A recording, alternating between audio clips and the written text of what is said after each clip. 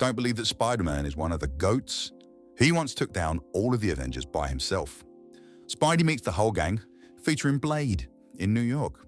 He's convinced that they're all being mind-controlled by the Grand Manipulator. He's got something called a resequencer that is doing the mind controlling. And he's going to get his mate to deactivate it so they can all get their heads straight and they can be friends again. Very cool. The thing is, Cap and his team reckon it's Spidey who's being controlled. The biggest hitter on the team, Mr. Thor J. Odinson, towers over Peter and politely asks him to hand it over because otherwise it may scramble everyone in New York's brains.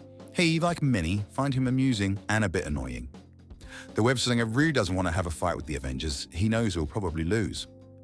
So he does what he does best. He thrips away with the resequencer in his bag. Cap sends Iron Man after him. It should be simple, but Spider-Man shorts out his armor. Black Panther gets it. Spidey's not only highly intelligent, but he's had 12 hours to figure out how to beat them all. She-Hulk thinks she can just punch him in the face. Has she ever met Spider-Man? He obviously dodges it.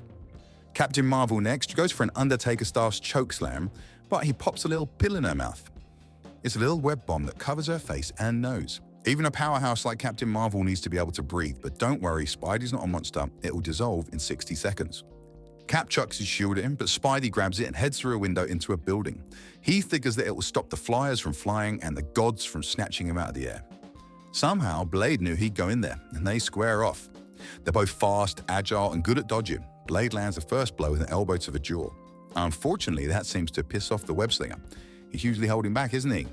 He clocks Blade across the chops and knocks his cool little sunglasses off. Now Black Panther enters the arena. Spidey flips over him with a little buck, and Blade grabs him in a bear hug, maybe for a suplex. Doesn't matter. Spidey goes for the classic backwards headbutt and then has to dodge a Black Panther kick.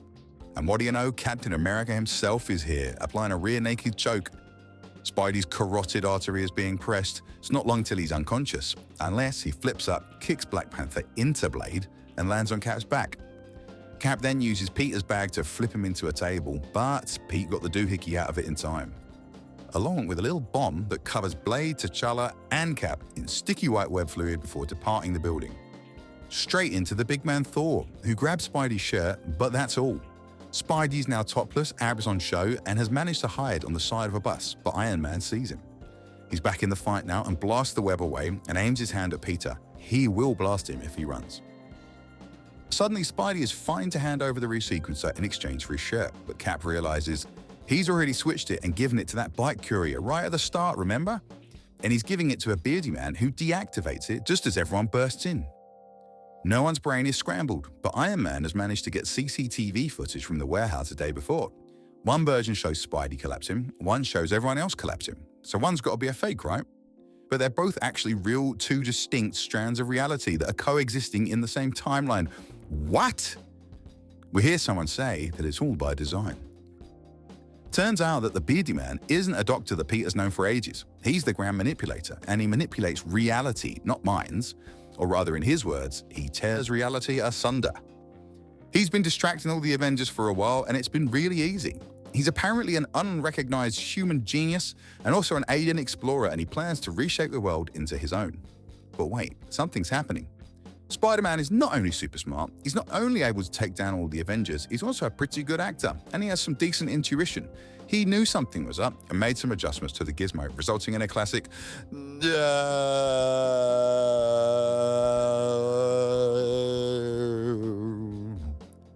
The Doc is on his back and Spidey isn't sure what happened.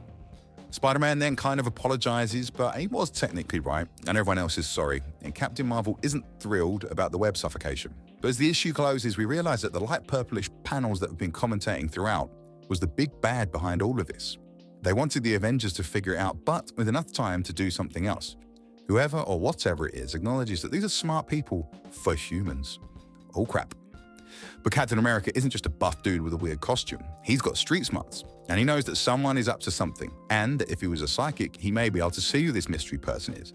But he doesn't need to be a psychic to recognize the power. Mystery voice gets scared, and Cap just comes straight out with it. He's coming for the Beyonder. Oh shit! If you like this video, don't forget to actually like it and subscribe for more of this kind of stuff, maybe even more on this Beyonder dude.